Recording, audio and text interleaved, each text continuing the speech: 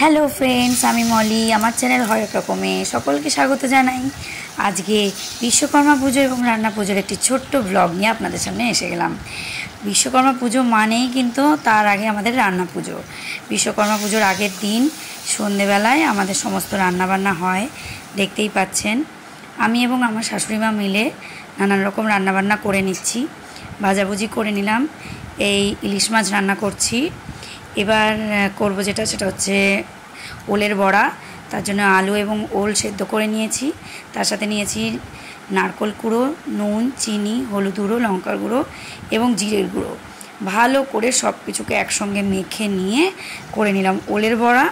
এই আজকে বিকেলবেলা সমস্ত রান্নাবান্না করা হবে। আজকে রাতে গরম খাওয়া হবে এবং কালকে হবে বিশ্বকর্মা পুজো, মানে সংক্রান্তি, ভাদ্র মাসের সেই দিন পান্তা ভাত খাওয়া হবে, ঠান্ডা ভাত, এবং এই সমস্ত মেনু থাকবে সাথে। তো এই হচ্ছে আমাদের রান্না পুজো এবং বিশ্বকর্মা পুজোর একটা বিশাল মাহাত্ম্য।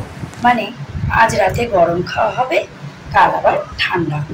সাথে রয়েছে কচু শাক, চাল কুমড়ো, চালতার চাটনি, ইলিশ মাছের ঝাল, ইলিশ মাছের তেল ভাজা, আর রয়েছে ভাজাভুজি। ভাজাভুজির মধ্যে রয়েছে আলু ভাজা, বেগুন ভাজা, পটল ভাজা এবং এটা হচ্ছে ওলের বড়া।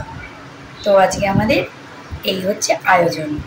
একটু বাদে এই ভাতের হাঁড়িগুলোতে জল দেওয়া হয় এবং শাঁখ বাজিয়ে মায়ের উদ্দেশ্যে নিবেদন করে তারপরে আমরা রাতে খাবার খাবো। টাটা।